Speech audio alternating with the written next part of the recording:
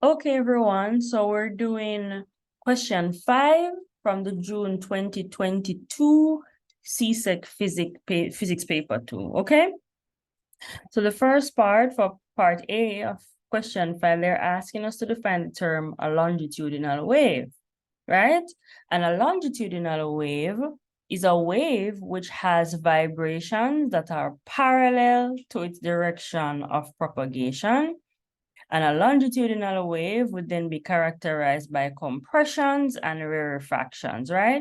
So a compression would be a region of high pressure and rarefactions would be a region of low pressure, right? So longitudinal wave, the vibrations are parallel to the direction of propagation, okay? All right, so for part B, they're asking us to look at figure 4.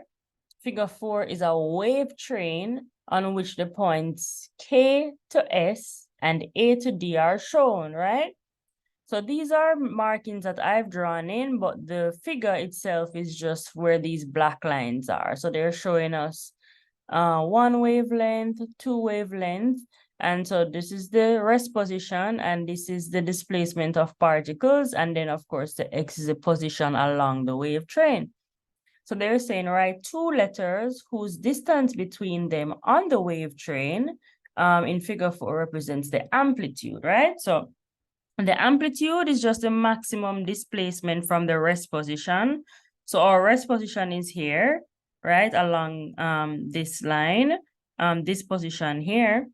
And so the amplitude, the max displacement would be when we're up here at L. So we're going from A all the way up to L.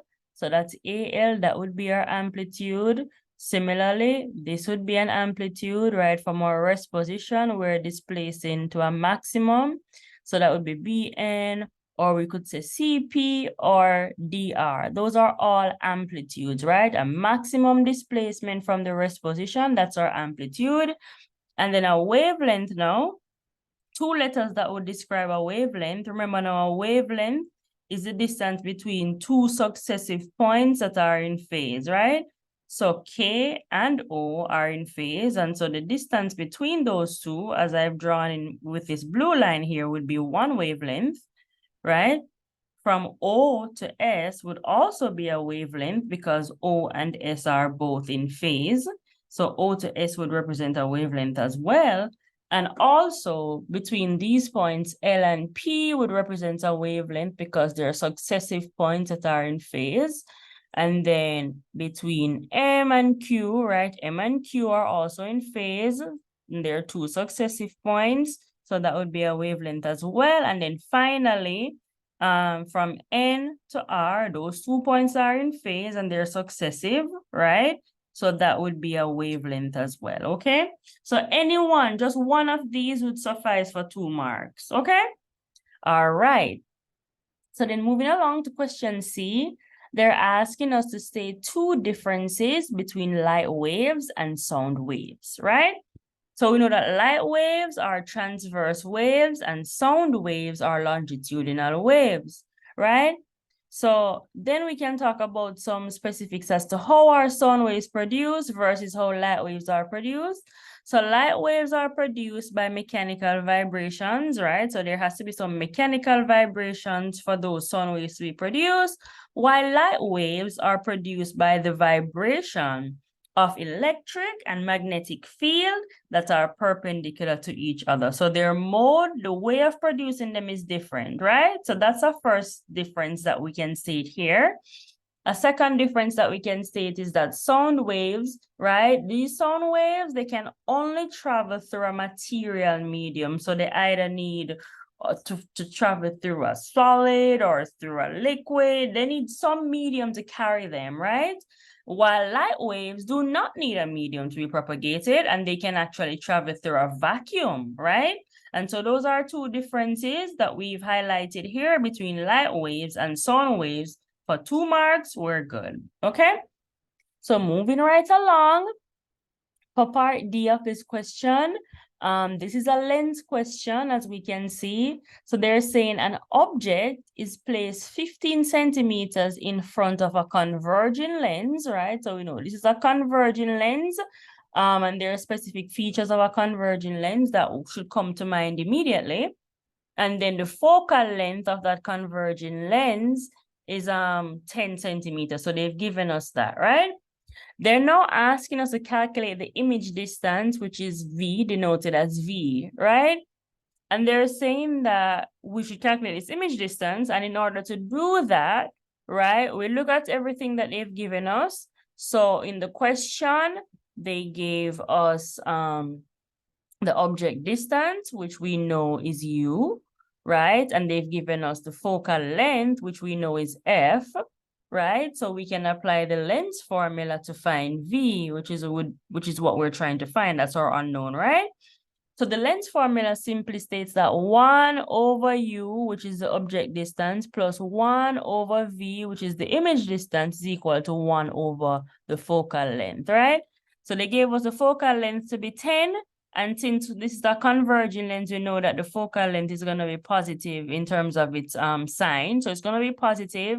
And then, of course, as I said, they gave us the U, which is the object distance, the distance of the object from the lens, okay?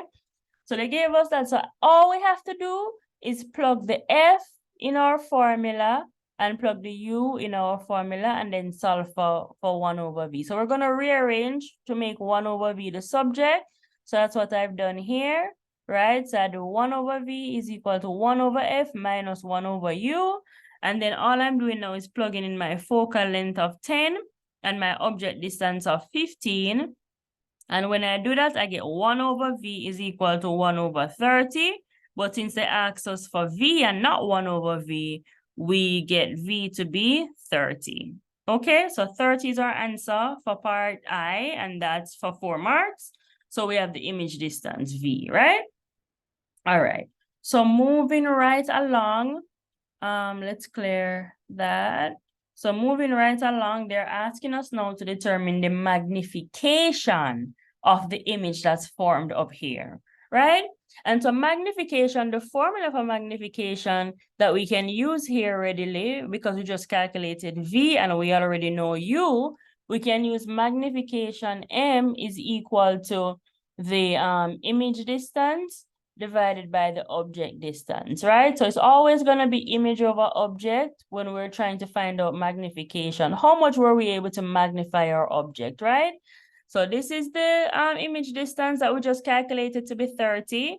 And this is the object distance that they gave us of 15. And so when we do that, we come up with M is equal to 2. So we have a magnification of 2, right? So the image is as a magnification of 2, right? And so that's for 2 marks, we're good. So moving right along now for part 3, they're asking us to state the nature and position of the image formed, right? So when they ask about nature, they mean, is it real or is it virtual, right? Is it a real image or is it a virtual image? So based on the fact that this number that we ended up getting was a positive number, we know that that's characteristic of a real image being formed, right? So the image formed is a real image. We know that from this positive number that we got up here. So we know the image formed is a real image. And because we use the converging lens, we know that that real image that gets formed by that converging lens is going to be located on the opposite side of the converging lens, right? So if the object is on the left side of the lens, then the image is going to be on the right side of the lens. They're going to be on opposite sides, right? And the image that formed is also going to be inverted, right? So these are just some characteristics of real images that form from a converging lens.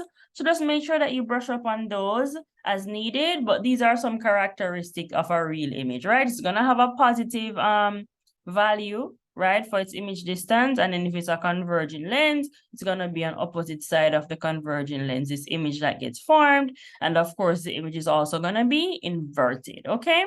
So all of this for 3 marks and we're good. We're done with question 5 from the June 2022 CSEC Physics past paper.